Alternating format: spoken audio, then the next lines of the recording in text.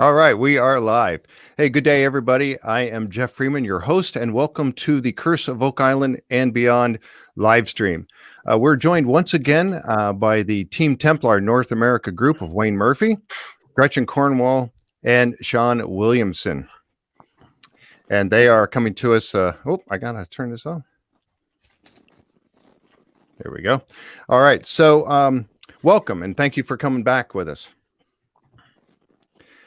This is part 2 of a presentation that we started 2 weeks ago, which is where part 1 is. And if you haven't seen part 1, then I would really suggest you go and take a look at it. It's available on YouTube. It's also on Twitch. And of course, in our Facebook group page, you can find part 1 there. And we're in part 1. It allows us to go in and know a little bit more about Wayne, Sean, and Gretchen, and a little bit more of their background. So if you haven't seen that, I would suggest you do. And we get started with how the Knights Templar made their way in from Oak Island and Nova Scotia down into North America. So with that, I would like to turn things over to Wayne. Wayne has quite a bit he'd like to get through today. So Wayne, welcome again. And the floor is yours. Well, thank you, Jeff. And Team Templar North America would like to welcome everybody, Miss Gretchen Cornwall and our master artisan Sean Williamson in Scotland. One of the things that Team Templar is trying to connect is why is there Templar markings in Wisconsin? Mm-hmm. And this has always been an elusive struggle for a lot of people, including myself. So I started going through some old documents from the 1800s. And one of these was from a missionary by the name of John Sargent. Mm-hmm. And he was interviewing a Stockbridge Indian through his interpreter.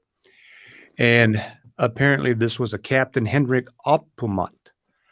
Forgive me if I'm not pronouncing the name correctly. But this would have been, he was born about 1757 and he died about 1830. And he was telling this amazing story about the history, how the knowledge is passed down. The elders tell their stories to young men and train them for years to repeat these stories so that they can keep their culture alive, as they didn't have a lot of writing and things like that. And one of the markings of the cross pate that I found in Wisconsin, Native Americans didn't deal with steel implements. And boy, I was really hoping to find something that would say that. Well, this missionary wrote down what he said. And he says, as our fathers had no art of manufacturing any sort of metal, they had no implements of husbandry. They was not able to cultivate their lands, but little of that planting, Indian corn, beans, and squashes. So he was pretty telling there that they didn't have no use for that and weren't aware of that.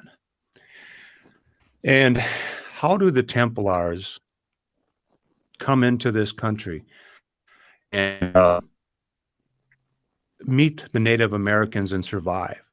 Mm-hmm.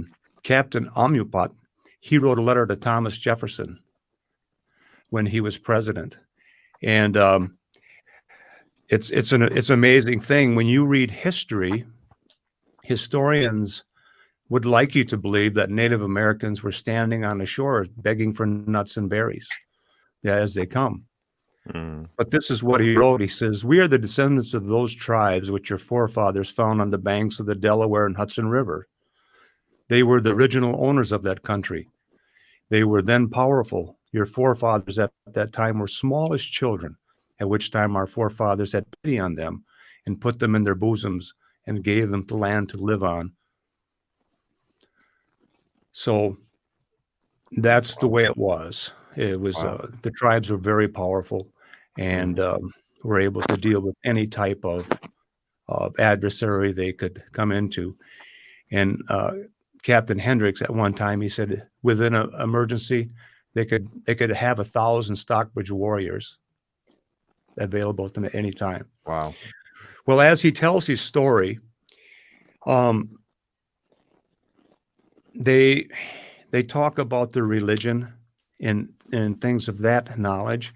And he talks about knowledge of the gospel and how it was brought to them. And I always found that interesting. Somebody had to bring the gospel to them, and it certainly wouldn't have been the Vikings. So that brings me to the Templar connection. Right. And he was telling this story about, I want to make sure I get this right. The historian too informed Dr. West that his people once possessed the good book given by the Great Spirit, but having lost that power to read it, they had buried it with a chief, and it is too much to believe that they did not possess the Jewish scriptures. Well, in 1815, Joseph Merrick, he was from Pittsville, and he was doing some plowing for a field. Well, he was working on Indian Hill, which was a Stockbridge burial ground, and he uncovered a parchment enclosed in watertight and hard, thick leather, having the appearance of a portion of the trace of a harness. Well, I later found out this is tefillin, and it's a Jewish reference to a covering that seals Old Testaments. Oh, wow. That's fascinating. Well, then that by itself is great news. But the investigators in me says you got to have more. So I found about 4 other very good descriptions. Inside of this, when they opened it up, the parchment was written in Hebrew characters, the identical passages of scriptures which the Jews use as phylacteries, and it tells about 7 or 8 Old Testament verses. Wow. And the Stockbridge people possess this. Like I said, Vikings, I think not. Templars, probably. Makes sense. Well, let's fast forward to Wisconsin. So I'm going to bring you to a PowerPoint, and then we're going to get Mr. Sean Williamson to give you some of his great knowledge, and we'll see Gretchen in the tomb. And here we go. All right. This is a little disclaimer that all the property of Team Templar is copyrighted and protected. And this was the original cross pate that I found on the rock. And Sean, at any time you wish to comment on this, what you see, please feel free to do so.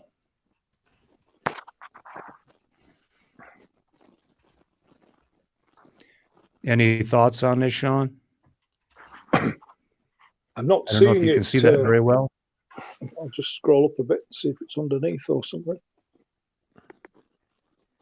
I see a bit of a cross pattern right there in the dead center. Is that what we're looking at?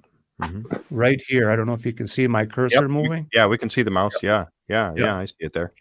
And Wow. if you notice, as it tips a little bit to the left, it almost looks like there is a circle here. Yep. Well, that sure does look like that cross they found on Oak Island if it was inverted, wouldn't it? Yes, it does. And there it is. So you can see that Gretchen was able to tie that into and with information that was coming from a lead mine in France, I believe, Gretchen. Yes, that's correct. And I believe that lead mine shut down in around 1340 and through there, but it had been active through Roman times. But that is the ore from that lead cross is from southern France.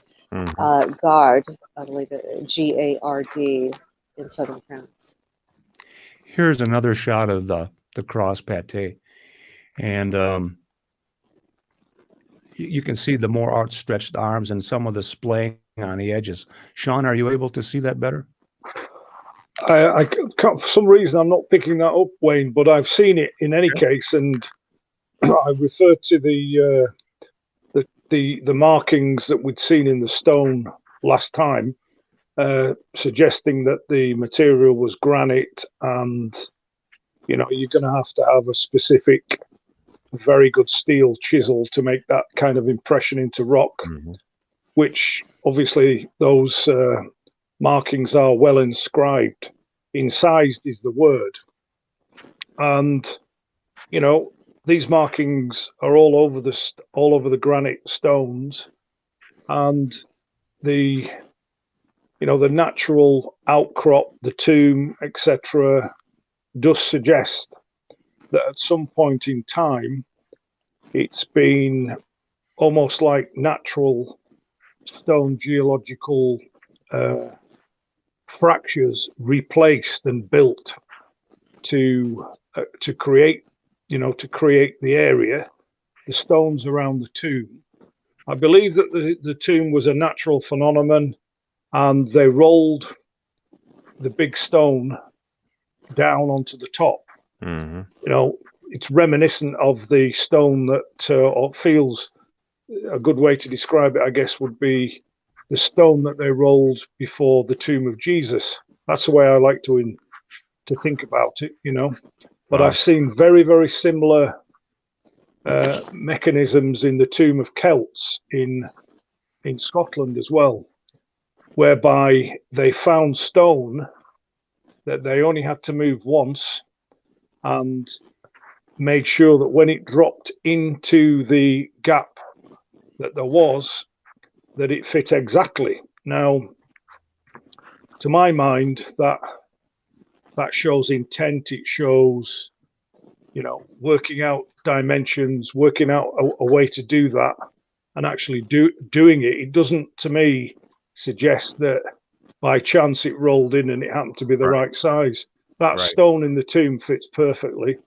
Mm-hmm. And, you've got the other incised markings, cross pate, triangles, often used as a sign of the Trinity, and other more esoteric meanings. And the crosses, I'm wanting to come over and investigate further, and take it forward with Team Templar. Of course, I am. What we're seeing now here is the outside near the entrance, the east entrance. And right up in this area here, you can see a triangle, which would represent the Trinity. And here is the outline of a fish. Oh, wow. This is Sean deep and I in are stone. Sean and I are both on our cell phones here, so when the screen is divided into four, our capacity to see greater detail is reduced. Okay. Just as an aside. Let's see if I can. Yeah, there's not much I can do to fix that, unfortunately, with it being presented this way. I can't make it bigger. So, but I can certainly see that. I mean, here, I understand on your cell phone with such a small screen, it's going to be hard to view. And what Sean had me do is when I would take a picture like this, I would convert it to black and white. And here's another larger. Here's the triangle again. And now you can definitely see the outline of the fish. And this is on the eastern side of the outside of the tomb. I might be able to. Let's see if I can lay out. Let me try this real quick. There we go. There we go. That's a little bit bigger picture of it there. There you can, if you want to back up and look at that one, then maybe that makes it a little better for Gretchen and Wayne. Does that help? Thank you. No, I don't seem to be able to see it, but I think Gretchen's. I'm familiar. She's been there. She's seen it. Yeah. I mean. Yes, absolutely. And the triangle is not only a sacred reminder, 1,000 words in an image, but the triangle is often used as a directional marker as well. And there's much yet to discover and to investigate as to what the purpose and meaning of the triangle is, and as to where they were trying to guide us, if that was their intention. Triangles were upside down triangles represent feminine energy, earthly energy, and the upward facing is heavenly and male in context. So it can also be directional. And so here you have a chalice triangle, if you will, next to a fish on the eastern entrance, which which Wayne said that he used to be able to fit through, but now the very large boulder has slid down the hillside there and closed that gap. But you can still see And through it. when I make this one black and white, it brings out the resolution a little bit better, so you can Yeah. see. Yeah, and that fish is very clear. I can see that fish very well, even in the Yeah. tail and everything. That's yeah, that's remarkable. And some of these things I didn't find until later on, after I got a little bit more experience. I still could use about 40 more years worth, but I'll do with what I have. And I think it was important to show what was on the outside of the tomb before we get inside. And we'll see here. Let's take a look and see what's inside the tomb. I'm going to go ahead and keep the view like this because I think it's better for the members to be able to see it like this. So as long as that's okay with everyone Thank you. everyone Yes. viewing, I think we'll leave it like this for now so we can get a better look at these pictures because these are fascinating. Go ahead. You can see the round rock that Sean was talking about. It's very large and it's all flat faced on the front here. At one time, this is the north entrance. This part of the rock where you can see I'm moving the cursor, I believe it was sitting up here at one time, and the forces of nature just rolled it down and it come in. By itself here, it looks like it's pretty easy to see, but it's not.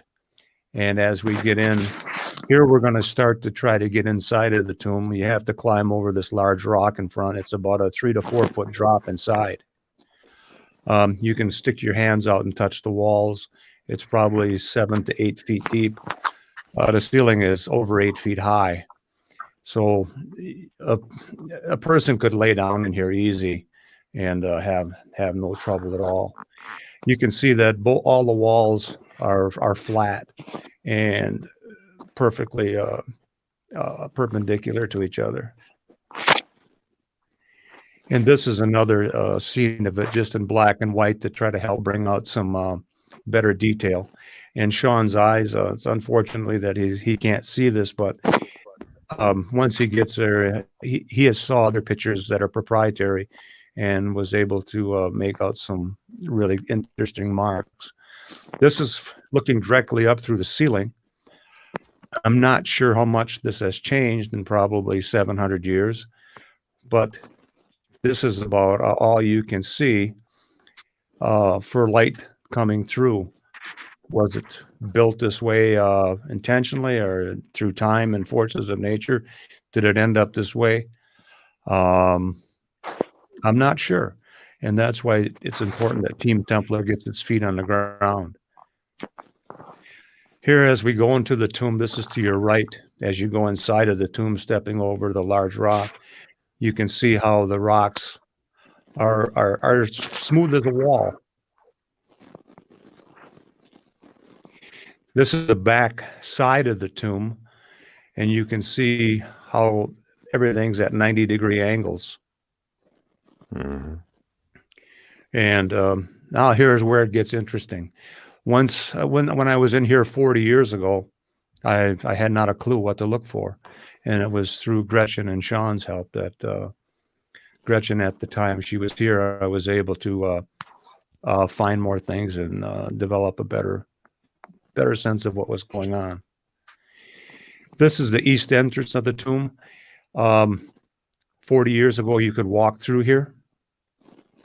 And Gretchen, if you would like to talk about this the meaning of this east entrance.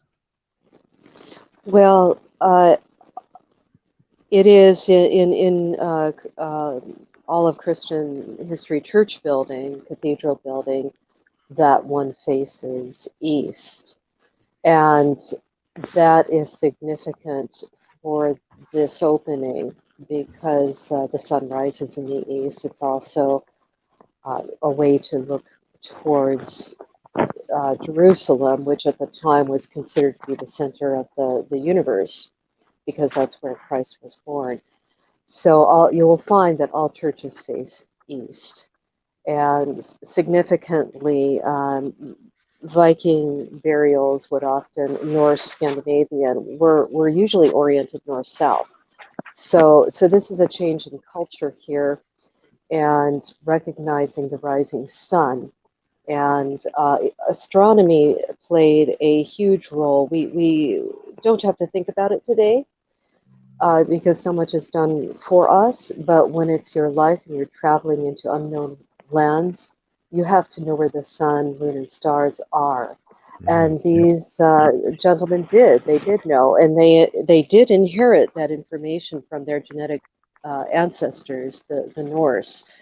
And there is a direct DNA transmission to the Templars, and a change of faith, and also of a way of looking at the world. So that's the long and the short of it. Yeah, thank you, Gretchen. When I was doing this research, through this translator, he told a missionary that the Indians were very much aware of the constellations, and they called the Big Dipper and the Little Dipper the Bear, and they knew exactly where it was. And the Serpent Mountains that are in Ohio and West Virginia, they are laid out in an astronomical way to support the direction of these stars. Now, I found it really important about this term, the bear, and that a lot of the Indian tribes were aware of these constellations and everything. So I went back and I was trying, well, what's the significance of this bear, the North Star, and that? And it was rumored that the Sinclairs used this North Star to come to America. Well, some of the reading about that wasn't too friendly, and that it never happened. Well, when you start looking up the bear, it's found that the Phoenicians used it, the Chinese used it, they used it in Arab countries. The Hindus also used it to navigate. So coming to America wouldn't have been much of a problem for the Templars following the North Star. Now you throw in finding the Hebrew Bible verses buried with an Indian chief on Indian Hill. And then now you come fast forward to Wisconsin, and then you start to find these triangles and fish marks. And we're going to see what else is in the cave. This is on the back wall of the cave.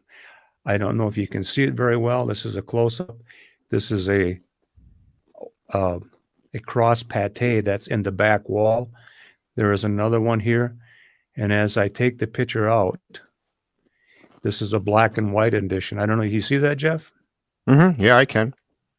There's actually 3 of these here, and they'll become more distinct as we go along. Sean, I certainly wish you could see this. I know when you were on your computer at home and we discussed this, you saw so many fascinating things. Yeah, absolutely. Well, cross pate, associated obviously with the Templars and Christianity. But just going back to the boulder in the tomb, in my estimation, that was the hand of man. That was, we've not got a cathedral masonry team here, but we have got labor, we have got some chisels, we've got bits of this and a little bit of that. We're going to make the best of this tomb so that people can recognize the hand that created it along with the marks, or at least give them, intimations of that. I think that boulder was not an act of nature or God. Well, maybe God, but definitely that has been calculated to fit that entrance and rolled into it on top. And I've seen, as I said before, a lot of similar stones in the front and drop down into the front of Celtic tombs in Scotland. So for me, there's a link there somehow.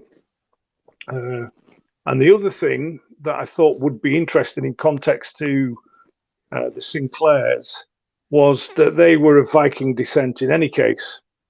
And, you know, the Templars, so you've got a direct Viking conduit there into the order, but you've also got them employing Viking shipping masters because of their ability to navigate by the stars, including using lodestones, magnetized needles, that type of stuff, which that practice was mainly kept very quiet because it was seen as you know, almost like witchcraft. So the papal and Spanish Inquisitions were looking out for people using those techniques because they wanted everybody to believe what they wanted to believe, which was that the earth was flat.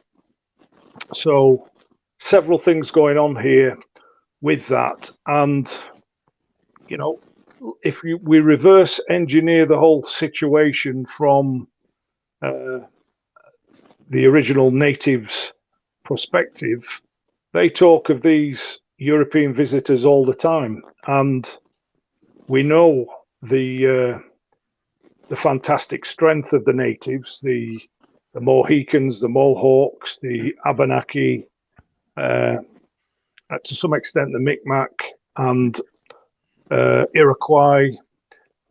You know, a small group of Templars, if they hadn't been respected, or a couple of ships of men and women or whoever came from Europe could have been probably easily dispatched, or at least driven away, or driven to flee, or somehow, you know. So there must have been, in my mind, an interaction between the cultures. Yes, and it's important to note that the Scandinavian peoples, the Norse, they were never conquered. They voluntarily converted to Christianity, and you do see a crossover period in their stone artwork between the past. You get all these, you know, winding serpentine formations amongst the incoming Northern Celtic Christian influences. So they transmitted their skills, as Sean was saying, and I wrote about this in my first book, the different navigational devices that they would have had access to as time went on, such as the Viking sunstone, which was regarded as a ominous magical talisman that helped you locate the sun on a cloudy day, along with the lodestone. Peter Peregrinus discovered the properties of the lodestone, magnetic, and he was around, and he was under the auspices of, I think it's the King of Sicily. I can't remember exactly what time, but certainly very early on. So he was the Leonardo da Vinci of his day, and was devising warcraft objects for the King of Sicily, his patron. So there were any number of devices available and in use to a very secret level. And a sample of a Viking sunstone was found in the navigation box of a sunken Elizabethan ship. Yeah, I've heard about that. It's Coast of England. Yep. Yeah. So there's a clear transmission of information and navigational devices down through the centuries. And it's amazing how they would have been able to decipher that. I mean, like that stone, and I've forgotten the name of it already that you mentioned. It's the one that looks like a piece of quartz that they would hold up. That we'd be able to see the direction even in the cloudy day. Optical calcite. Yes. And I mean, it is only found in, it's only found in that area of Scandinavia, that you can only get it there. So it's quite the item, and a high technology of its day. Oh, absolutely. Our own military governments around the world, they're not going to give us their best technology. What we're using now was considered a big secret going back decades. So, you know, goodness knows what they have today available to them. That's exactly right. And how they figured that out, I mean, that's just blows my mind how they were able to figure that out, that they could use something like that. But yeah, Can you fascinating. Yeah. can you start to see the pattern, Jeff, here? How the Templars would have had the ability to get here, how they needed to interact with the Native Americans. Now you Oh, find absolutely. you find the Hebrew scrolls buried in the and dug up by someone who wasn't. And he actually took it to his clergymen, and they're the ones who were able to decipher that it was written in the original Hebrew form and able to decipher what testaments they were referring to in Old Testaments. So it certainly does give a lot of credibility to where the Native Americans would have gotten this from and how they moved further. And as we were going back to the cave, I'm going to get you back into the cave here because there's, I think we can see the faint outlines of cross patés, and this black and white one really helps to see it a little bit better. But what I found, this is, I really like this picture for a lot of reasons. There are 3 cross patés here.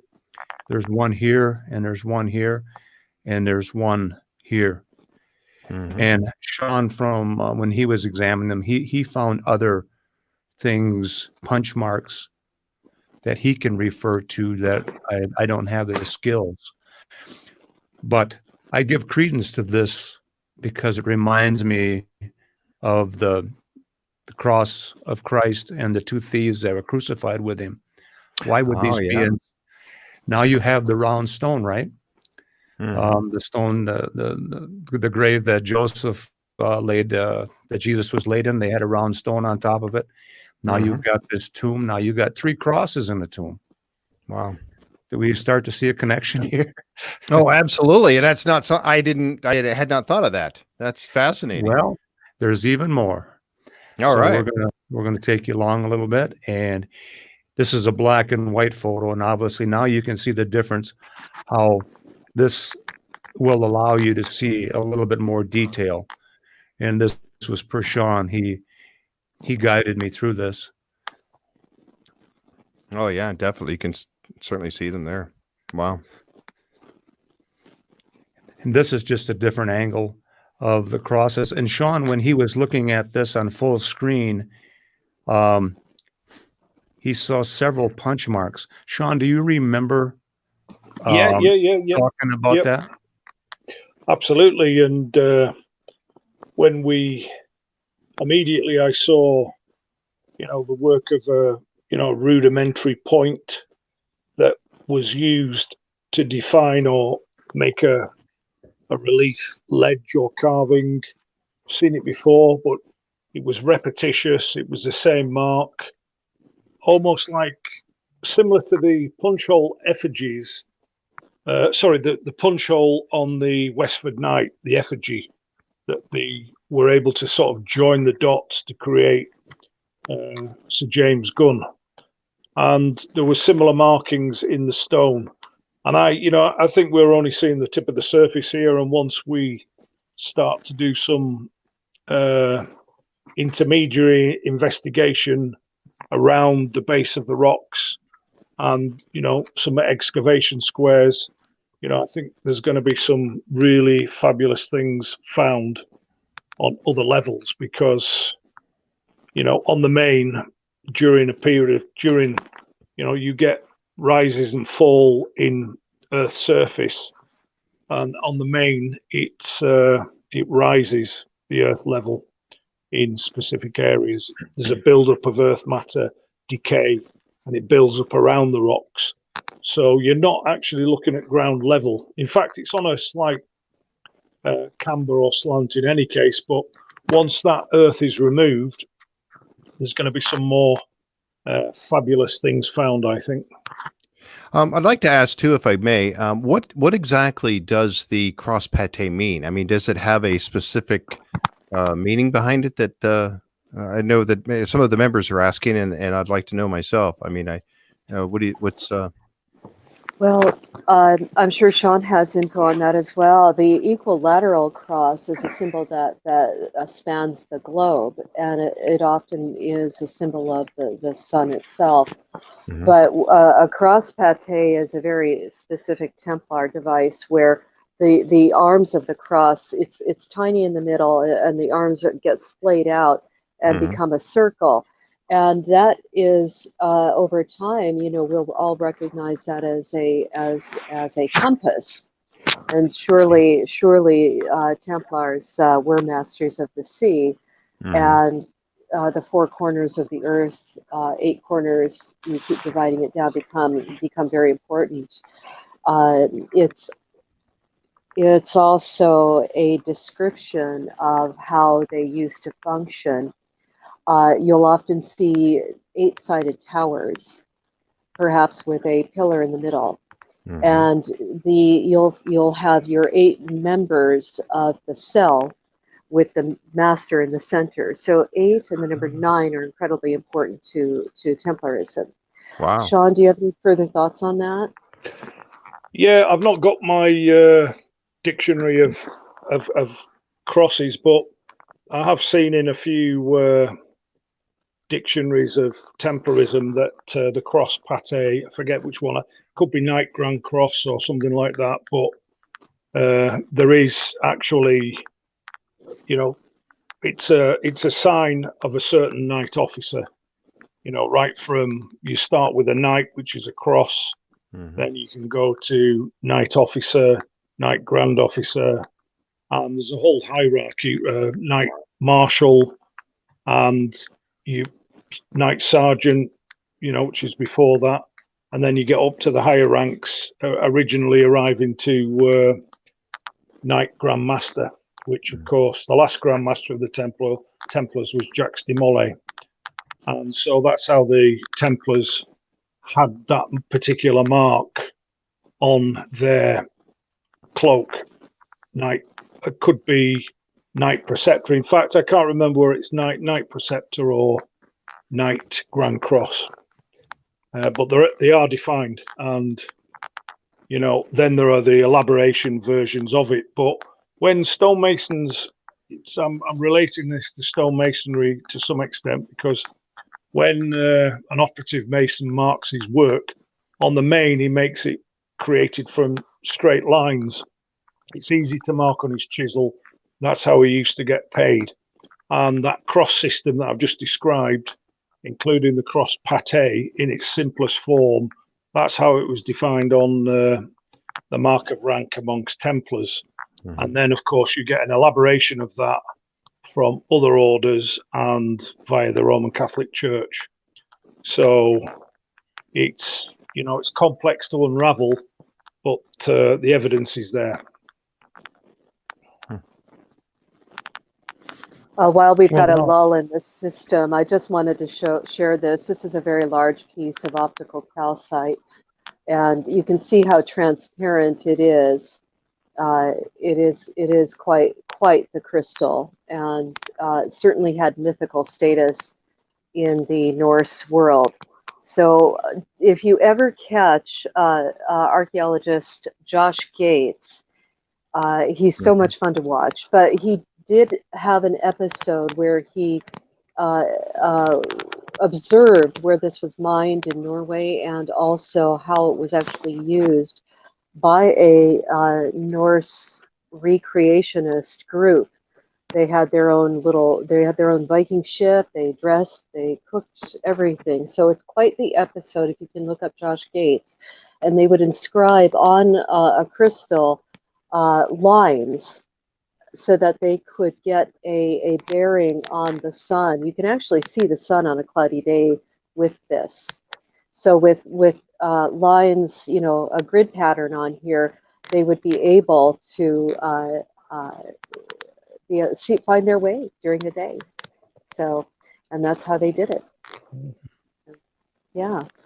That's Anyway. fascinating. They were able to figure that out. That's the part that fascinates me, is how did they figure that out? I mean, They're closer to nature than we are. We rely on our digitalization exactly. so Yeah, that's much, very true. and so much is done for us. We've got massive lines of infrastructure from food chains to highways, and so much has been done for us by our prior decades, our fathers, our grandfathers, great grandfathers. So we're standing on their shoulders. And when you're close to nature, and no TV, you've got all the time in the world to come Yeah. up with ways of entertaining yourself and each other and noticing nature. And So, that goes along with the stars too, and using the stars for navigation because, again, without all of our modern technologies and modern television, things to distract us, they spent so much time looking up at the stars and wondering about them yeah. and using them for navigation. And they realized they were able to do that. So that's just fascinating. Mm. But you're right, without the Absolutely. modern technologies and the things that kind of distract us from looking up, that's why the stars were so important to ancient cultures, in my opinion, Well, anyway. it's Yeah, life or one of death. It's life yeah, or death. And one of the things that was mentioned is, as far as the Sinclairs coming, was the star called La America, Merika. And they said they used that star. Well, that is the Big Dipper. I believe it's Polaris, Ursa Mhm. Major, Ursa Minor. Mhm. And it sure ties into the Indians knowing about that because there's a Stockbridge celebration that involves the bear. And this was well known all over the world. So Native Americans were aware of this constellation where it's set. They even taught their children these things, and they could point out and name the stars. So the Native Americans were very skilled at laying out things astronomically. Mhm. And on this, I'm going to take you some more into the PowerPoint. And this was when Gretchen came in 2018. So she's outside of the tomb here now. And as you can see, if you just looked at it, you would just think it's a large rock with trees and stuff growing onto that. So it's a little difficult to find. Obviously, I was inside the tomb taking a picture of the entrance with her standing on the other side. Now you get a chance to see the depth of this rock. It's probably 3 or 4 feet down, straight down to fall inside of here. While we were in the tomb, Gretchen noticed this triangle. This is, as you walk into the tomb, this would be on your right-hand side. I'm sorry, your left-hand side as you're entering and on your right-hand side as you're exiting. But then she noticed something else, what appears to be the faint outline of a possible sword. Oh, wow. And I think there's the black and white version. Gretchen, do you remember that? I sure do. And it is in what I would call the prayer position. That might not be the correct term, but raised. A sword is an elite object of battle and of high status value, and only a nobleman and a knight could join the Templar order. But in this case, they're using a cross pate, a splayed armed cross, as the hilt of a sword. And it is facing downward, the blade is facing downward in what I would call the prayer position.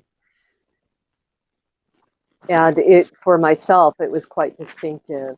And I was so grateful to see another carving, what I surmised was another carving of equal proportions within the tomb. And it was an exciting moment.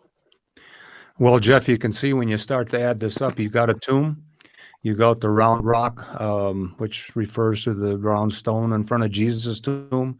You got 3 crosses, Golgotha, and now you got a sword. Could that sword possibly be the one that was referenced to in the Garden of Gethsemane when one of Jesus' Oh, disciples wow. cut off the slave's ear? Mhm. Very well could be. Yeah. Isn't Wow. that something? All of these things are in feet of each other in a proximity. As we've been sitting on this for a while, and our next course of action is obviously to get Sean on ground, get our film crew on the ground. But as Sean has explained, there is so much more to find here. And you can see that there's a lot of not just circumstantial evidence. This stuff is carved in granite. Yes, Right. and And that's that's very not going to hard be to easy to do. do, right? No, Sorry. and keep in mind, just as an aside, the light behind me is the east entrance. So the sword is carved in the prayer position with the east entrance. So just as an aside, that narrow gap and position, and they never did anything. The Templars were very practical, but everything was laced with spirituality. And who knows what else might be there inside the cave that we had not noticed and has perhaps even eroded over the centuries. The weather in Wisconsin is quite harsh. You get deep freezes, snow, and expanding, contracting heat, and that's going to erode stone over time. Yeah. And I was able to triangulate the wear and tear on these carvings with a stone out of Ross Castle in Nova Scotia that's now in a museum. Alessandra and her husband Tim own the property now, but you could the wear and tear on the cave and also on Alessandra's cross Yeah. is of similar quality, and also of a Templar cross on a wall in Portugal in a church there, similar wear and tear and erosion. So I believe that we are looking at something that dates to the Templar historic era or shortly thereafter. But Sean is the stone master, and I can't wait to see what he has to say about all of this when he's finally on the ground and able to use his decades of expertise and knowledge. I have a layman's understanding, but Sean is the real master. Right. And it's like I said, it's one thing to see the pictures like this and to look at it, but like for you to be there with Wayne and then Sean, coming there at some point and seeing it with his own eyes and actually can, really examine it right there. I mean, that makes all the difference in the world. Absolutely. One of the things that is within the investigation, every investigation starts backwards. The crime has already been committed. Now we just need to figure out who committed this crime. That's why I was so glad to able to tie in people from interpreters that missionaries that were interviewing Native Americans and getting their side and able to put these bits and pieces together, time into the bear, the stars, the constellation, the finding of the Hebrew Old Testament written in Tefillin and things like that. It's all pointing to the same direction, the Templars. And this next scene, what you're seeing is some of the stonework that's outside of the tomb. You'll notice that the stones are very large, cut into squares. They're faced, and the original photos are much smaller, so I had to enlarge these, which shows a little distortion in them. But you can definitely see how these stones, some of these are 90-degree angles and cut at 45s. Nature doesn't do that. I don't think so. Here is a much better one. I wish Sean was able to see this, but you can see the weathering on top, and how it's cut into a block, and it almost looks like on this one end it's being worked to made to fit something there, almost like an L shape. Again, I apologize for Sean because he doesn't have the luxury to see this in full screen. Yeah, but that's okay. Thanks, Wayne. I saw enough. I've examined the photographs. I mean, I've just got to get there and take some reverse impressions and stuff, and look for some other signs. And on we go with a kind of a archaeological style dig in context. And I'm sure that there's going to be a lot more revealed. This is just the tip of the iceberg. Yeah, it's some What I amazing find stuff. what I find Gretchen. amazing is that the Mohican tribe would have had the capacity, be in the right place at the right time, to have met Templars. And of course, Wayne, you are half Mohegan and born on the tribal lands, but as your ancestors were forest inland, we've come full circle. So here your people are on this landscape that the Templars were on, and perhaps even led there by your own ancestors. So it's quite synchronistic and trippy. It's quite boggling. Yeah, one of the amazing articles too, while doing this research, they found in 1929 a guy was going to put in a pier in New York on his whatever lake he was on, and he found a steel Viking spear point. Really? And I have the pictures of it and the description, and they actually took this in and had it tested with the machines that they had, and they figure it was between 900 to 1100 century. Wow. So you got the Vikings there, travel as possible. They're coming, everybody's coming to Wisconsin. And I think we lay down a pretty good trail so far. You think so, Jeff? Oh, absolutely. Yeah. It totally makes sense too. I mean, making it, and again, going back to the fact that we agree that they were in Nova Scotia area at one point, and then coming down the St. Lawrence Seaway and making their way through the Great Lakes. It's an obvious trip. I mean, why not? And they would take that easiest route to get to where they could, as far as they could go. And basically that's it. That's as far as they could go is into Lake Michigan, and then make their way inland from there. I think Team Templar's done a pretty good job. Not myself. Gretchen and Sean are the historians on this. But we're able to tie into the stars, the navigation, the Indians' awareness of the stars and their use of the names, the bear, the constellation, the Big and Little Dipper, and also tie it into the Chinese, the Muslims, the Phoenicians. So it's just not a fluke. We're trying to lay a trail that's probably 700 years old. Mm-hmm.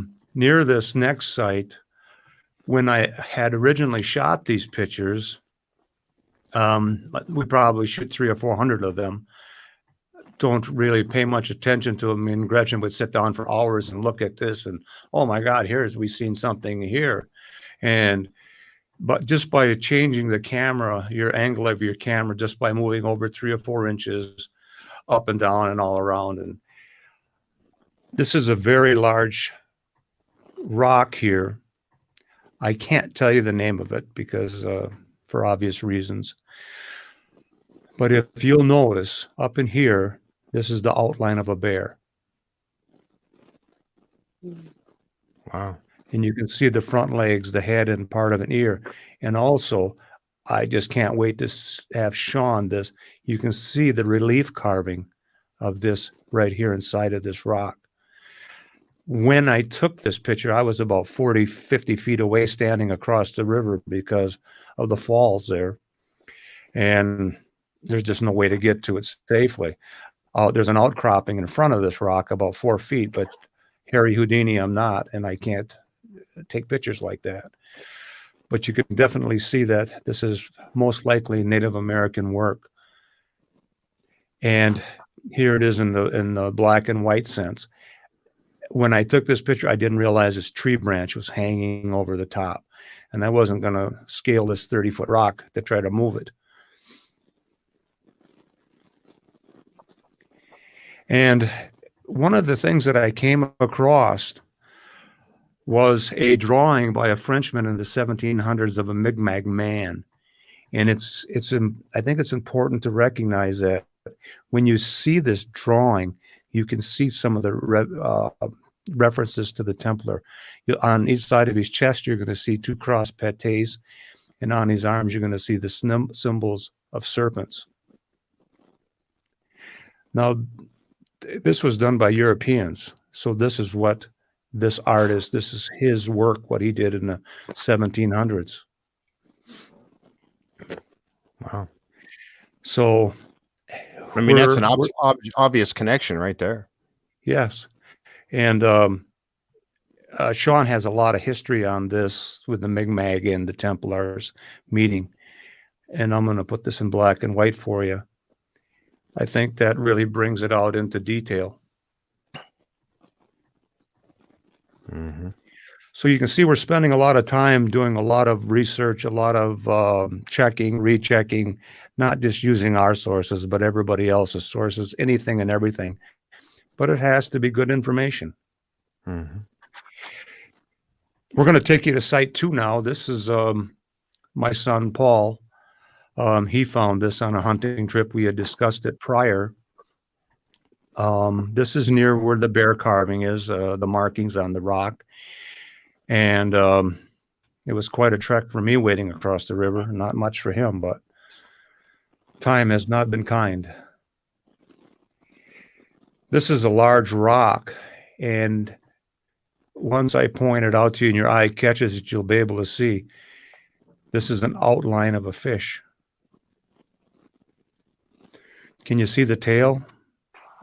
And then there's a circle. And then there's other carvings. There's a large round circle that's around this. Why? I don't know. I don't have that knowledge.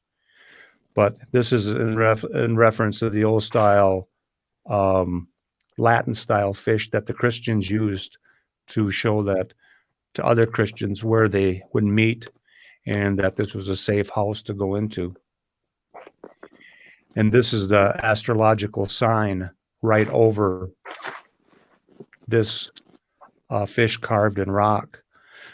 So, Gretchen, we had talked about this, the Pisces. I believe that's the correct.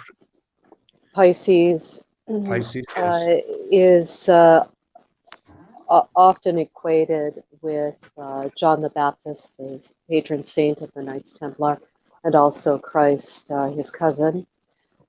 So it is no mistake that Wayne was able to suss out that rock was right underneath the astrological sign of Pisces. Mm-hmm. And as he said, it's a representation of a safe house. But early Christians, you know, if you were meeting somebody on the road, you would draw an arc in the sand or with a stick or with your toe, and then they would come along and draw the other arc, creating a fish sign so that you would know you were safe. And as he said, a safe house. So we're not just looking at a carving of an important food source, a life-sustaining food source, which it is, but also food for the soul, and of a European hand here, but in ally to the tribes that would have been present and welcoming on the land and trading information, trading skills, trading even objects. And I would say that one of the reasons why we have not found as of yet any European objects from that period is that they would have been taken away long ago, or we just haven't found them yet. And they would have been misunderstood as a family heirloom being brought over by a family member, a descendant. So one of the things about Site 2 here, it's only about 1% explored. Oh, wow. So we haven't even done no groundwork. And I'm only going to show those 2 pictures. There's other stuff there, but for proprietary reasons and just because Team Templar wants to be cautious. Mm-hmm. You know, we're not trying to make a ghost appear here, but there's evidence, solid evidence in rock, and it's important to protect the Mohican Stockbridge Munsee Band lands. This is their nation, and to respect the peoples that came before and made these carvings. The one thing I did want to say offhand is that Wayne and I went south to Roche Cree State Park because there are no Native American carvings there.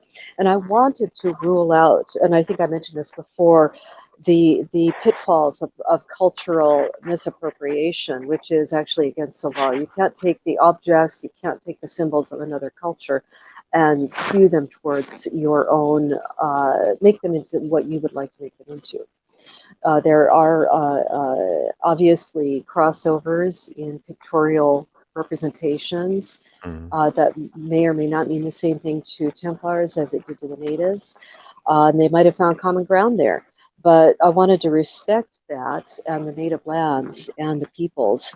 So what I was able to determine is that the styles of carving are nowhere near what was done by known indigenous peoples 90 miles south.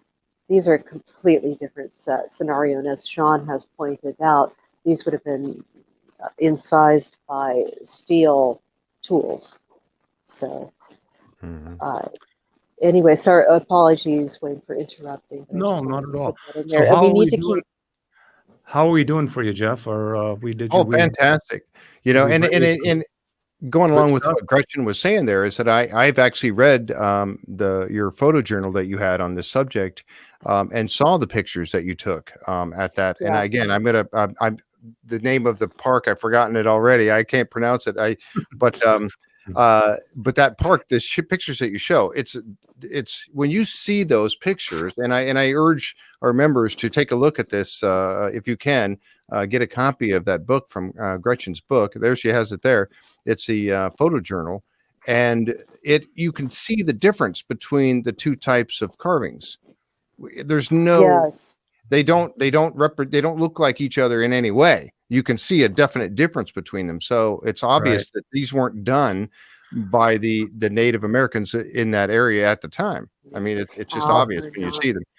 Yeah. But I don't know if you can make that out. But you can. Yeah.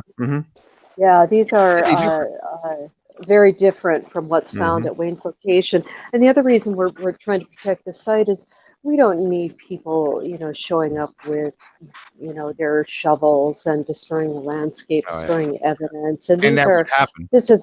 It would, and this is a nation. This is the sacred lands of the tribe of the Stockbridge, Munsee Band of Mohicans. So this is their nation, and Wayne is the gatekeeper. The elders are the gatekeepers, and we are the incomers coming in and asking if we might investigate this anomaly that appears to have every earmark of it being of the Templar hand. So we must respect that. And the laws in France, when the whole Mary Magdalene thing, the Da Vinci Code thing kicked off, Rennes le Chateau, they had to change the laws in France because people were showing up and destroying property and destroying ancient heritage there. So, it's very closely guarded now in France, and we must treat this the exact same way. So it's not just our discovery, we're protecting the land and the future. We're just passing through. This is going to be here a long time after we're gone. Right. And there were some pictures that you had also shown. I know right at the end of the book, you had shown some of the pictures of the graffiti that was put on some of the walls there, and it just crushes. Oh, it's just heart. It's so heartbreaking. Like I mean, something like that. It's like these are I was going to say young people, and I shouldn't say that because it could have been anybody, but. For them to deface something like that, it just blows my mind. Look at what you're causing to the history. Yes, and I don't know if you can see this or not, but I was just awful. That's crestfallen, and there was trash everywhere, and I just thought, come on, people, this is a natural beauty, a natural phenomenon of great spirit, and the peoples that were first there put their mark on it, but they can destroy it, and here we all clomp in there and throw our stuff around and spray paint everywhere, and I just honestly have some respect, really. The next site I'm going to take you to is these photos have never been released. They're in copyright protection, and Sean didn't get to see as much as Gretchen did. He saw, actually, this is how I became acquainted with Sean. Gretchen mentioned the great Sean Williams, and I says, well, let me see what I can do here. So I sent him a few photos, and this was most likely one of them. My son again, Paul, he found this. This is what we call Site 3. He found this in the fall of 2019, and we weren't able to get back there till the spring. You'll see some pictures. There's some snow on the ground yet, but you can start to see the stonework happening. And he said now he's interested. He's hooked. He looks at every rock, he says, in the woods, and he just got a hard time keeping his eyes looking for deer. And this is my son standing over. Right behind him is a large rock. You'll see a better picture of this. I had to enlarge this, and it kind of shows some. It's a little different, like it's out of focus, but you'll be able to get an idea the depth. Here was the rock that was probably inside there, and you can start to see it was worked. And I had my son go down into this hole because it's a square hole. You can see the things to show the depth and just get a relative size. And as you start to look around here, all of a sudden you start to see these rocks, which are made into blocks. Yep. And these are big blocks. And some of these are flat, and some of these are carved, and you can see how they're buried under the ground. And you have to remember, this is a forest. This is miles back in the woods. Nobody's going to carry these blocks and say, hey, let's go in the back in the woods and build a fort. So there is natural rock in the area. So whoever did this was probably using the rock in that area. This is one of the unique rocks that we uncovered. And this was sent to Sean last year, where it, I think maybe Gretchen referred to it as or somebody had referred to it as possible keystone. Yeah. And underground here, as we uncovered, there's another notch in the other end of it. Again, these are not natural rock formations. No, not absolutely not. That's clearly done by man. Yes. And only a couple inches of this was sticking out of the ground. So we carefully just pulled the leaves back enough, the dirt back enough to take these pictures, and then we recovered everything back up. So we don't want to, we're trying to protect things and be respectful, but we're trying to preserve everything and not see that it gets cross-contaminated in any way. Right. Yep. That's the smart thing to do. Oh, look at that. Yep. I went back in the spring, and there's the snow. We was lucky to get in there, but this is the second time I went back there. It's quite a hike. And I did some preliminary measurements just to show the relative size. Pictures say a lot of things, but when you lay a tape measure on it, it starts to give it some value. Right. This was probably one of the most unique cuttings that we found in the rock. You can see it's almost shelved off here. Yep. And I just, it'll be such a blessing if we can get Sean here to put his masterful touch on this and bring like this you to were life. saying too, that's not something that the natives of that time, the Native Americans at that time, would have been trying to do. Not only the tools, but you see all those blocks laying around on the ground there. It's clearly a site where somebody was building or had built something, and it's pretty obvious from what you've told us already that that's not something that the Native Americans would have been doing. Or right, and maybe it was so important too to have other people record this in the 1800s that they didn't have the capabilities of doing this type of ironwork, and they just saw no need for it, because they were very self-sufficient, and they weren't into that. Here's another picture. You can see the depth of the stones, the fort, the 90 degrees, the corners. These pictures have not been released before, and Team Templar is providing these as a courtesy, because we want people to realize what we're doing is genuine, and we're just not telling spooky stories sitting around the fire. And this brings us to our last photo. So, Gary, if you want to take us out, and we'll let you get back. And Team Wow. Templar thanks you, and we just can't thank you enough. Oh, You that's can see great. we've been trying to be very careful and lay this out in a systematic way, Right. from coming in, meeting people, other people verifying information. I got 4 or 5 other people who saw the phylacteries, the Teflon rolls, who made comments and gave great descriptions. So it's just not one person, it's outside people putting their hands on this, and able to read the ancient Hebrew and Right. cite the Bible verses. And I have that Bible verses cited also. Wow. And you know, and the fact that you're putting together this team now, you've added, you know, you've got Gretchen that has so much knowledge on the Templars, coming into this, and so many of the symbols that the Templars are famous for or known for doing.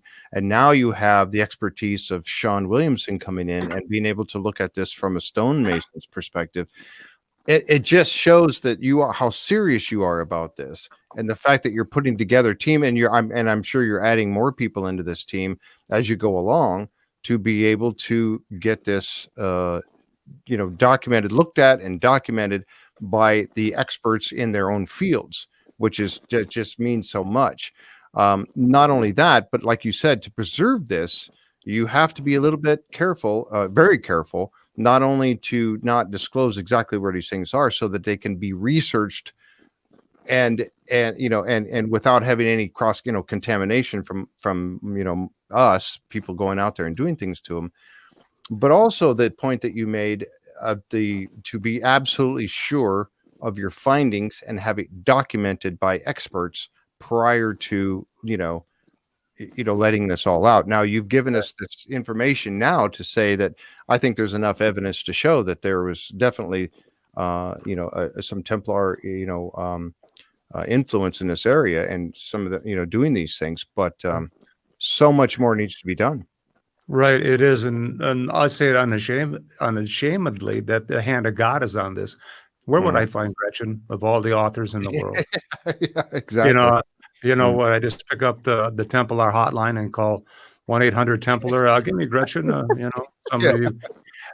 And all of a sudden, Sean one day is sitting in Scotland and hear this weird guy from Wisconsin wants him to look at a rock. He doesn't know me, and has no reason to think I'm nothing but a clone on the other end.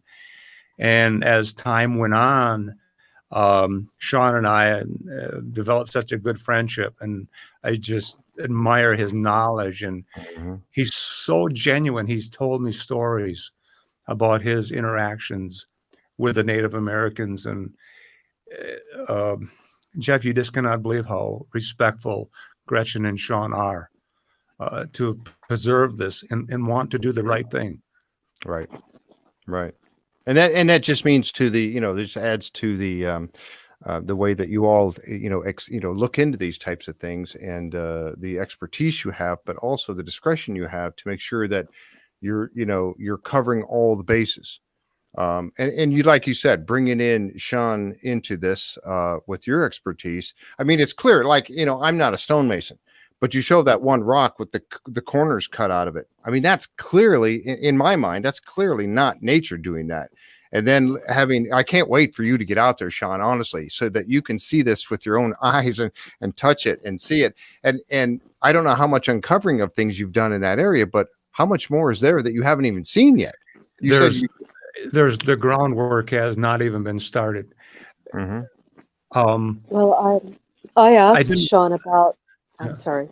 No, I just wanted to, excuse me real quick, Gretchen. I just wanted to say, I don't have the knowledge to dig this underground, and I don't think it would be right. I could ruin something or disturb something or bring something into the scene that's not supposed to be there. But when you bring Sean's expertise and his knowledge and maybe other people, and they can handle it the right way and preserve this in a way it should be done. Yeah. Well, not being a stonemason myself, I asked Sean about what I called the keystone that was shown moments ago, And he said that looked more like a specialty joint, which would have been guarded as a great secret. Now, we are all used to seeing pieces of furniture made out of wood, where you have those joints, Right. those splayed joints, but I've never seen one before made out of stone. And I would love to find the other piece if that had even been created, or what they were intending to do with that. That's quite Right. something to create a joint like that. So it Mhm. was really terrific to get Sean's input on that, because that was something I was unfamiliar with entirely. And Yeah, the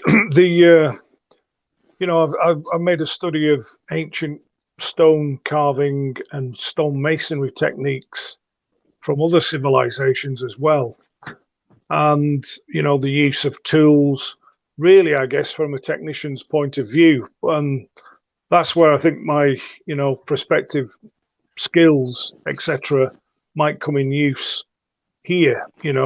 Seeing what tools we use, seeing the techniques for splitting. There's variable techniques depending on what time period it came from, but Mhm. it's remarkable actually how actual mild steel or tempered steel tools, it goes from mild steel to tempered, so that they can cut various types of stone, exist over the planet, and actually how so many of them are interlinked. And is it that people were traveling around a lot more than we've been led to believe over the surface, over the seas? Why is a certain technique of stone carving, or how to create a huge block of stone or ashlar, very similar in one area to another? And what about this idea of being able to carve stone with other materials, like much harder stone? And in fact, how did they move them? All these things at the moment are really fascinating, I think, Mhm. in a world that's going, I think, in the wrong direction technically. And we're losing, what's going to be left of our civilization on this planet when we look at what's left of these fabulous civilizations, from Rome and Byzantium and Mhm. the great cathedrals. What mark are we going to leave on this planet? And I think by looking back, we might start to look forward. And this project for me releases some of that potential. And I think there's going to be some incredible things discovered via Wayne Murphy's project. And I'm so pleased to be on board with it and tied in with Team Templar. Yep. And something that you had mentioned, you and I had kind of talked about before, about some of the techniques that you know about from older techniques that were used in stone masonry, and that aren't being passed down. So that kind of relates to what you're saying now. Not only, in a way, because those same techniques aren't being passed along unless somebody like yourself is willing to do that. And again, looking at it, what you just said, it's the same thing with looking at that history, that we don't want to lose. We don't want to lose hold of that, because that has led us to where we are. And what kind of thing are we leaving behind? It's we must carry those through to the future. We have to, or else they're going to be lost forever. Yeah, those techniques, and it all starts in the stonemason's Bible for me, and that's, Mhm. you get a rough, very rough piece of stone that's got no sides, it's totally irregular, and the technique, it's all in this. It's all in squaring that block, that piece off Mhm. to with your 90-degree sides through a specific technique that has not changed in probably what, 3,000-4,000 years.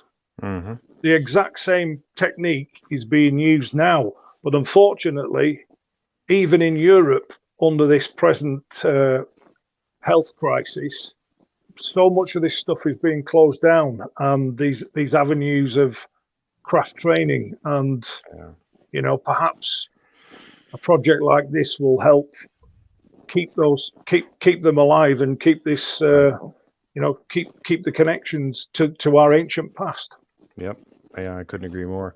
You're right. And we have to do that. And I think that what you're doing here is just to benefit that and keep this knowledge going and keep it of interest, because people will forget about it. Absolutely. Yeah, definitely. Yes. Are we at a point where we can take some questions? I know I popped a few up as we were going along there, but there are some questions coming in from some of the members. Would you like to I could pop them up on the screen. Yes. And I'll have to take a look at who, unfortunately on the StreamYard chat that's showing up on the side here, it doesn't, if it's a Facebook user, we don't get to see who it is, and I can help with that a little bit. Let's see. Hey, Jeff, before we start the questions, yes, I just go have ahead. one question. I have one Okay. question for yourself, sir. Mhm. Did Team Templar disappoint today? Oh, absolutely not. No, I tell you, I'm fired up even more so to want to. I can't wait to. I know I told you earlier that I would love to go there myself, but I understand the implications of that. But honestly, when you guys have more information, I certainly hope that you would come to our group or me and we have Jack and Linda. To be able to bring this forward to the public. I mean, having this opportunity for me, just you can't imagine what this means to me. Not only am I fascinated by it and very interested by it, but you giving me the opportunity to help you get some of this out and get the ball rolling on this. I'm honored by that. I simply am. And Thank no, you. definitely have not Thank you disappointed. very much. Absolutely. Team Templar is honored to have Yeah. you as a source to do this, and Yeah, we thank you. appreciate it. Yeah. So we have, let's see, we have Chuck. Chuck Bryant was asking this question here. With all your work in Revelations, has mainstream historians and archaeologists looking at giving credence to your work at all, or have you even gone to that level yet? What you're seeing today has never been seen by mainstream. So we're kind of on the cutting edge here. And we're using this media format to bring this out. Mm-hmm. And it's been 2 years in the making. So we're trying to be careful. Mm-hmm. And so people are studying things that already been found in other countries and looking and rewriting. These things haven't been discovered, haven't been investigated fully yet. Mm-hmm. And these are hard evidence in stone. Even the world of accepted academia goes through a process of revision every generation, every 10, 15 years, and that's becoming shorter and shorter, more like 5 years. They're constantly revising, and each individual that's out there that is producing a book, they've got a PhD, they've got a master's, traditionally published, what have you. If they don't bring something new to the table, a new perspective, then it's just rehashing an old idea.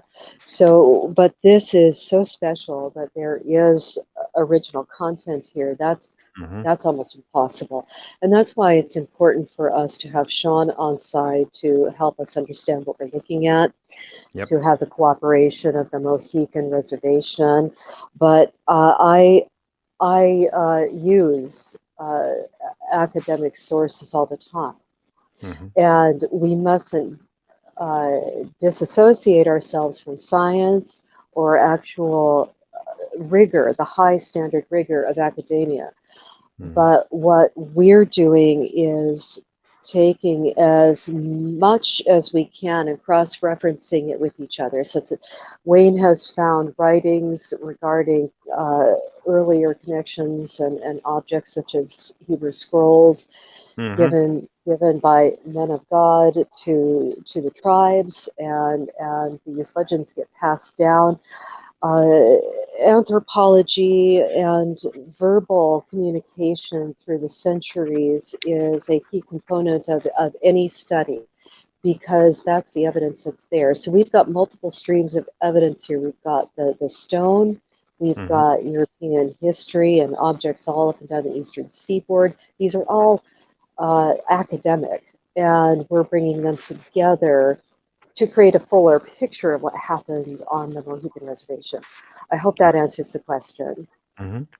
And I know that one of the questions was early on. I saw it go by, and I don't remember who asked it, but there was that there's a structure on the eastern coastline. It's a tower that was constructed, and I The don't. Newport Tower. Yes, thank The you. How does Newport Tower. how does that Well, relate?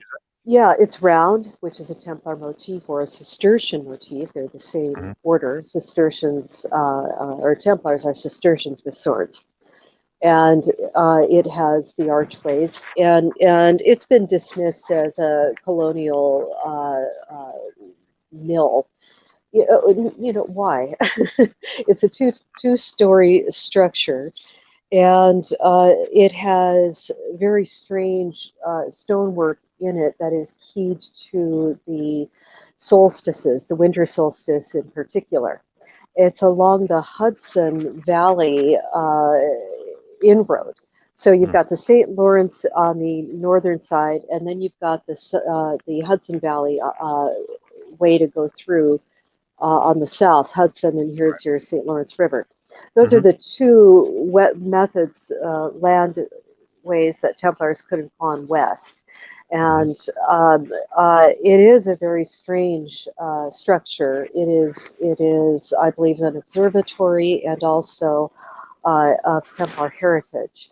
So yes, absolutely, that is there and of great significance. So Wayne's location is either a dismantled structure or the beginnings of what could have been a fort or similar structure as Rhode Island. We don't know. Or the Newport Tower, excuse me. And what I meant to say is that we're the beginning of the academic spearhead here. And we can bring these other experts in our wake once we establish our evidence, create a picture, and then they can follow in our wake. And Sean is the beginning of that wedge with his knowledge and expertise in that area and of archaeology. Yeah, No, I mean, no pressure, no pressure, Sean. No pressure. But if you read Andrew Sinclair's The Sword and the Grail and his investigation of that structure, he measures it, and I've got the film of him measuring it as well. And it turns out that it's exactly measured in the Scottish L, which is similar to like 3 feet. It may be just a bit less or something like that. I can't remember exactly. But why would it be? Why would that be the form of measurement? You know, again, does it relate back to Prince Henry Sinclair, whose main base was in the Orkneys, etc.? And is there a connection with that, or is there a greater connection with pre-Columbus ocean faring to the, North America from Scotland, etc.? I think that that's where the connection is, and I think it's, with Wayne's project, we're going to be Team Templar. We're going to be able to prove a lot more from now on in. Sorry, I'm just starting to get a little bit tired. Oh, no problem at all. I know it's getting late over there. We appreciate so much for you to stay up with us and do this. And we'll try to go through some of the other questions here. I know, and this one came from Janet Scorsa. I hope I'm pronouncing that correctly. And she had asked the question, and she stepped away for just a moment and hoped that she didn't know if it had been covered or not. And I think we know the answer to this, but I'd let you. She was wondering, has the tomb been excavated by archaeologists? And do we know how old it is? And has there been any DNA samples taken of the soil of the floor of the tomb? That part has not been explored yet. We need the right people on the ground to do that. And Sean has told me his ideas how he can do that. So once we have other people in place, that will all be looked into a very systematic and very careful way. Yep. And that's exactly right. And I know that as you bring more people into the team, to come out and do that sort of thing. That's why I had mentioned to you one time about going out there and doing taking a metal detector and going over that whole area. And I'm sure at some point you may get to that, but having the archaeologist on site, who knows what you're going to find at that point? I'm just fascinated by that by no end. Let's see. I'm just looking through some other questions here. Let's see. I know Brenda was saying, whoops, I missed something here. I'm trying to scroll back through this. Sorry about that. Looking at some of the questions. Let's see. Oh, okay. Brenda was just saying that she was very thankful that you were sharing some of this stuff with us today. Here's one here. Has there been, this was Janet again asking about, has there been similar carvings found along the east coast of Nova Scotia and Newfoundland? That may not be something that you're working on, but I didn't know if you knew the answer to that. I don't know what's been, the Newfoundland site is an accepted Viking ship repair station dated to 1000 AD, and that's significant in itself. But I am not aware of any carvings within the structures at this time. There are Viking carvings underwater now. I might be getting this wrong, that there's a large boulder. It might be off the coast of Boston, Maine. It's this big boulder. It's now underwater, covered with Viking runes. And so there are anomalies, and I almost am getting tired of that word. We're getting such a broad picture. If you're going to go to Newfoundland, heading south 160 miles to Nova Scotia is hardly a walk. It's easy. So following that coastline all the way down, it's rich in food and resources. You're going to spend some time there, and it appears that they did, and of course they that transmitted. I like to call William the Conqueror, who took the English throne in 1066, the last and greatest Viking, and he was of Norse descent.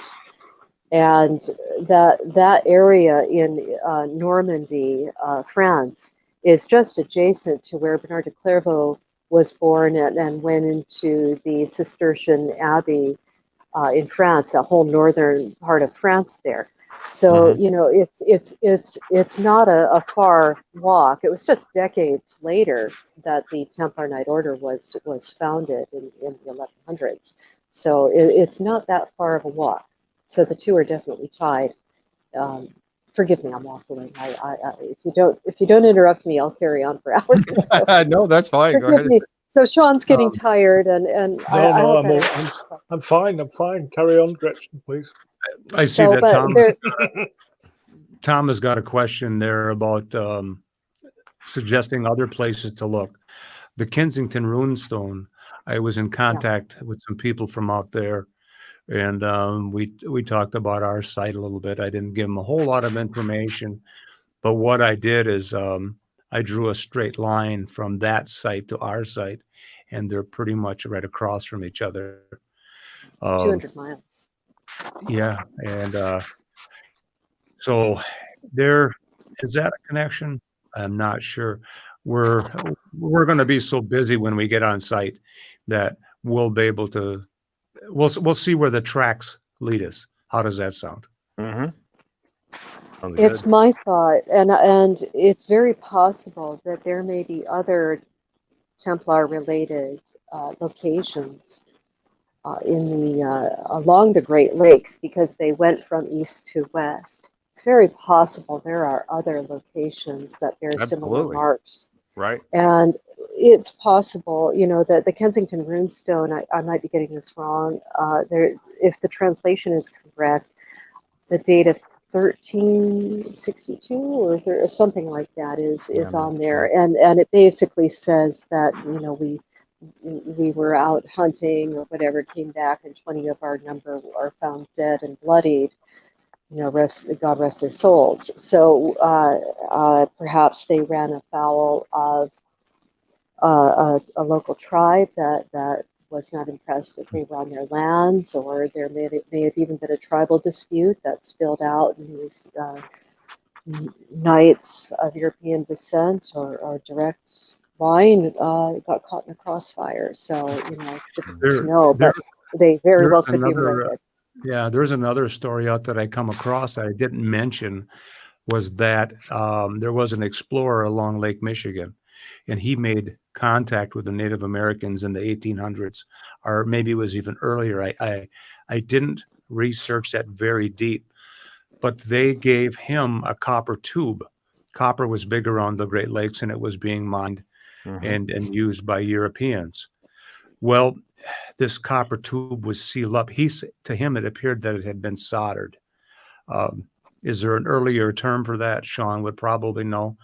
But after several years, they finally let him open it up.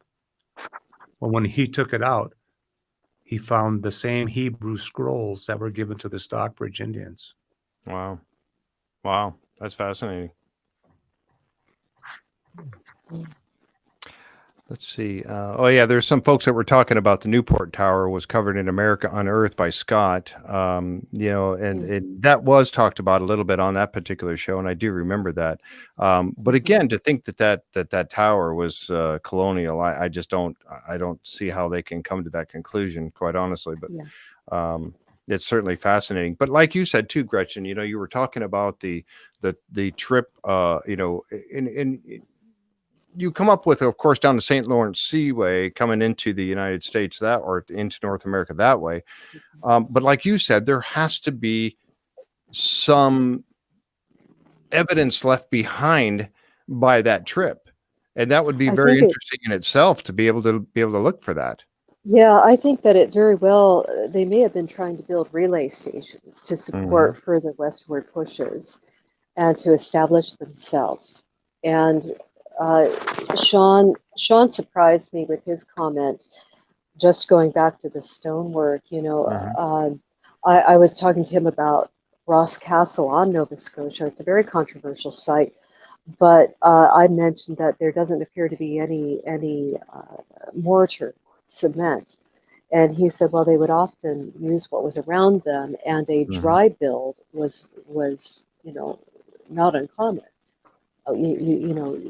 Where they would use the weight of stone to build a structure and hold it together.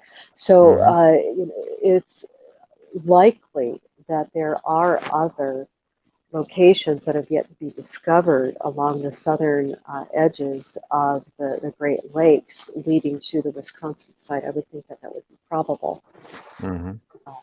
Because the Templars were known builders of networks and roads, and they would position themselves at crossroads so that they would know who was coming into the area, who was going out, what were they doing, can they charge them money for spending the night with them and have safe harbor there for the night. They were smart. Right. Go ahead. One of the things that I came across too is one of the Stockbridge legends. I had mentioned it on our first show, the legend of Cornhair, when Henry Hudson was sailing the Hudson River and came in contact with the Stockbridge Indians and the Indians along the Delaware, the Lenape. And when the Dutch tried to convert them to Christianity, they said no. They were so afraid that the people in the longboats would come back and punish them. So this would have been hundreds of years before they were even there. Right. So when you find that spear point in New York, you find the legend of Cornhair amongst the Stockbridge. Now you find the Hebrew scrolls. I think our trail is warming up, especially to Wisconsin. Yep. Absolutely. Yeah, I agree with you. And that's going to be interesting to see how this develops. And I was trying to catch some of the other questions. I may have missed a few. If I haven't put your question up, please pop it into the chat again, if you don't mind, so that I could catch that. And I know there's been so many comments going by. And again, as I mentioned last time, and Gretchen, thank you so much. I know you spent an awful lot of time going through the members' chats last from part 1 and answering so many questions. That was fantastic. Absolutely. And I know the members really, really appreciate that very, very much. So, and I know I've missed some, but I'm asking if you have another question or a question that I haven't brought up, please post it again. I think I'm finally down to the end there. Yeah, there was Mark was talking about the image of the Native American that you had up, Wayne, and he was talking about the tattoos. I can bring that up real quick if okay. Gary he'll punch me in, and I'll just see how smart I am with this. Hi, Mark. Yep, there it is. There, yeah. This is the color photo, and I think with Sean, the advice, I black and white ties it, and I think I'll leave that up there so that again, these are this picture does not belong to us. We are using it. So this was drawn by a French artist in the 1700s, and his comments were that this Mi'kmaq warrior on the original had European features and light hair and light skinned. And, but it's definitely, you can see the cross bates, the serpents on the arms. Mm-hmm. Yep. And the serpents we know are very important, that we found out have been very important to the Templar as well. Now that's something that I hadn't known until I believe it was Doug, Doug Kroll had brought that up on the Curse of Oak. Yeah. Yeah. And, I've done a half an hour. Yeah, I did a half an hour video on that, which certainly does not cover the entire scope of the subject. But if you go to my Facebook profile, you can find my half-hour video there on that and how it relates to the Castle de la Rochefoucauld and the family there. But the serpent in medieval thought is one of eternity. It sheds its skin, so it's a resurrection symbol. It's also a wedding symbol. It, in fact, Prince Albert gave Queen Victoria an engagement ring of the serpent because riding its own tail, because it's meant to symbolize eternity. And certainly the Rochefoucauld family, they believed their ancestress was the mermaid Melusine, who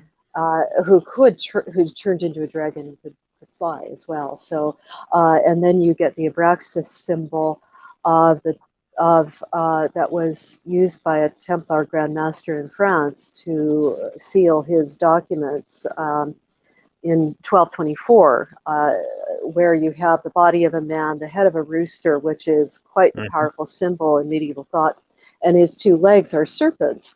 Right. So I do give a rundown of that in brief. It is a big subject, and the dragon is important to Arthurian lore, and certainly a powerful symbol around the world as well. So. I see that Jane has a question up there.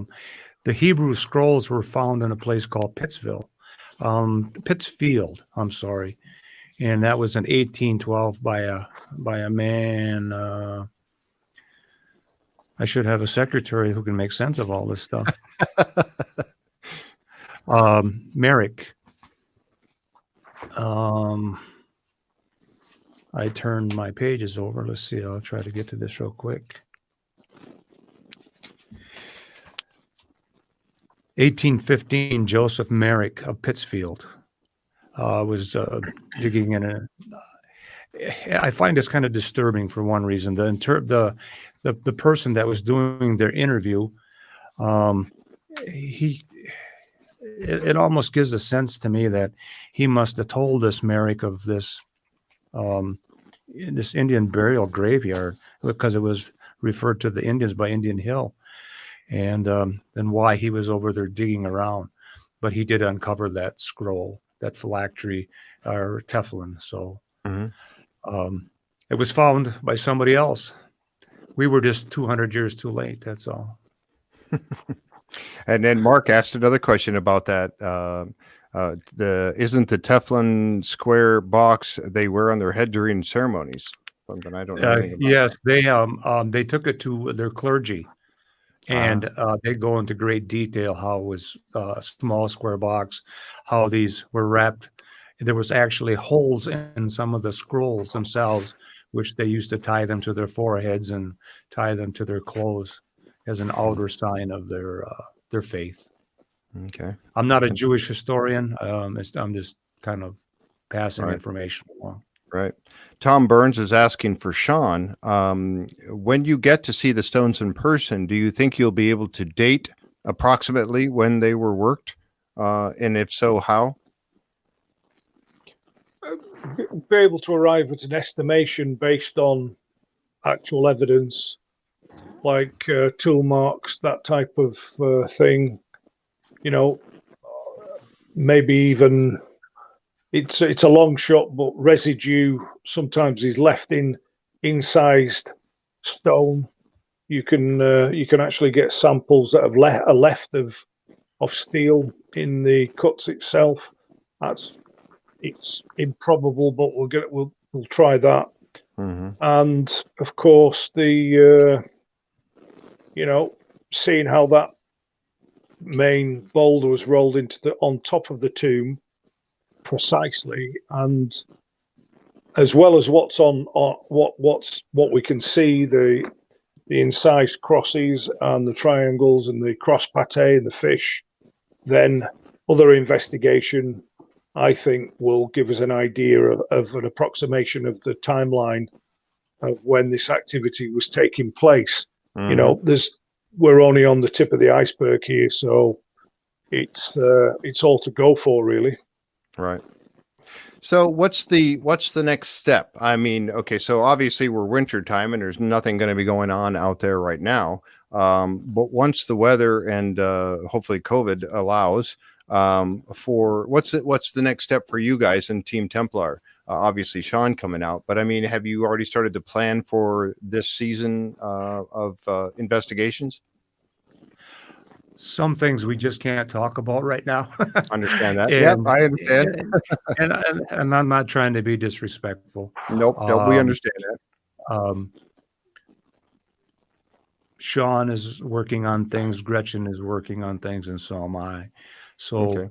we're trying to be as careful and judicious Right. and as we can. So well, I tell you what, we are certainly looking forward to that next step. And as I mentioned before, we certainly thank you for coming out here and sharing this information with you.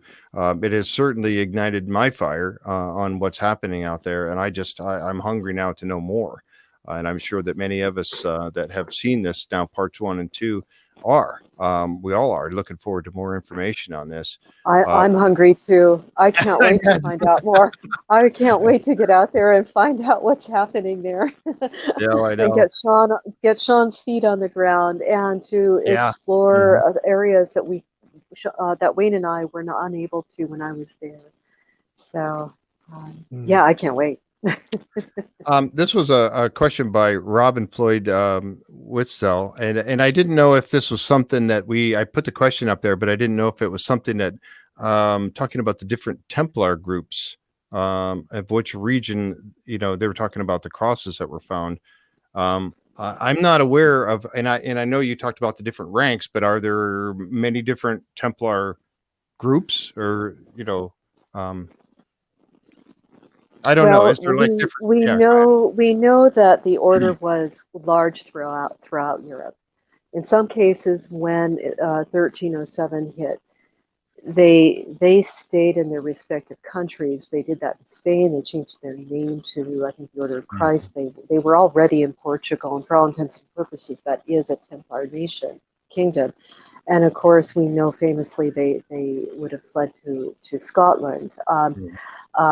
So these areas develop their own flavor, if you will, and I think the Maltese cross quite,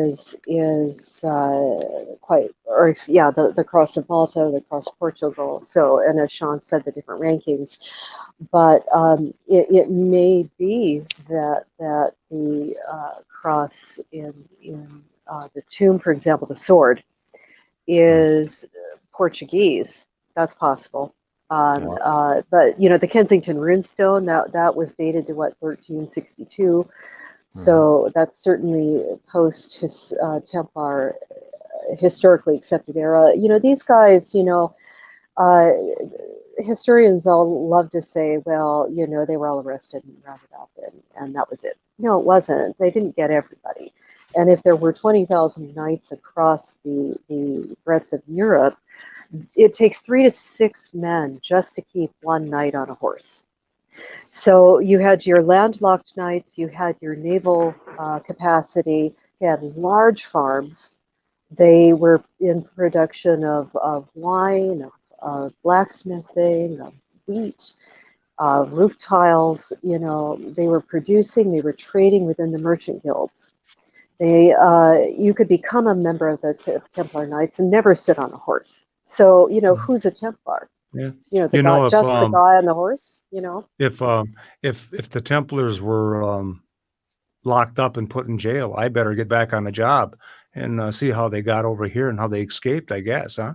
Mm-hmm. Yeah, exactly right. And as I mentioned to you before, in part one, I'm a total believer that they did come over here. But it's just finding that evidence and putting that all together, because not all of them were put into prison, not all of them were killed, and if they had been, much of their, I'm going to say treasure, but that treasure involves a lot of different things, whether it be actual, monetary or religious artifacts or whatever, have yet to be found. So where did all that go? So it obviously went somewhere. Yeah.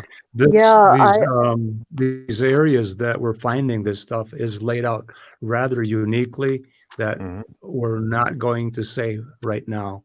But I understand. It's laid out in such a way which ties in to other areas that are already been discussed. And Gretchen and Sean and I have talked about this, but there is other evidence out there that supports us, and it's quite old. Yes, and if you get a chance, I highly recommend watching The Lost Templar Relics with Carl Cookson and Hamilton White. They have done a tremendous job. They've spent a decade combing Europe for Templar artifacts. They probably have the largest collection of anyone in the world. And it is a fascinating 5-episode season 1. Highly recommend you watch that. I learned a great deal. I know they're filming season 2, and I so look forward to learning more from the two of them about the objects that they have repurchased from households across Europe. So we do have Templar artifacts, and each one of those, not we, but they do, tells a story and history that can hopefully broaden out our understanding of what we're facing in Wisconsin. Well, I know that many of the folks are talking about number 3, part 3 coming up. And again, as I mentioned to you, as you do get more information and you are ready to release some of that information again, would love to be the outlet for that. And again, we're also fascinated. And I know seeing just some of the things that are coming up here from the members, they are too. And it's almost like at the end of the season of a particular, like Curse of Oak Island. When it gets to the end of the season, now you got to wait all these months for it to come back, and you're just itching for more. Torture. It's torture, absolute torture. But honestly, thank you so very much for coming on here today. And I know that there's going to be more questions popping up in the chat after we get done. And as people watch this, we had a nice group watching today, and I thank you so much, members, for being here on not only on Facebook but on YouTube and Twitch. The viewers and things that have come up here, very good comments on all the mediums. But what we'd like to do is, I know there's going to be more questions popping up as people watch this later. and they're going to have things that they want to contribute to that. So again, I ask, when you have time, again, Gretchen, like you did, you were very gracious to do so. Please feel free to come on and look over those questions that we may have missed, and I know there was some, and answer those at your will. Also, if you would, Gretchen, if you want to, in our group, if you could link that particular season 1 that you were talking about for us. I don't know if, yeah, that would be great, because I know I would. We were talking about that earlier. I would love to watch that myself. So that would be great if you could do that. So we could certainly check that out. But it looks like we're about done. Everybody's saying thank you so much. And again, I thank you guys so very much once again, that this has been phenomenal information. And I just cannot wait to see where it goes next. Going to be a hard wait, but I cannot wait for that. Thank you so much, Sean and Wayne and Gretchen. Thank you. It's been a great afternoon. Thank you. Thank you. Take care, everyone. Thank you, everybody. Well, Great to be part of all this. Bye-bye. Thank you Bye. very much. All right. Good night.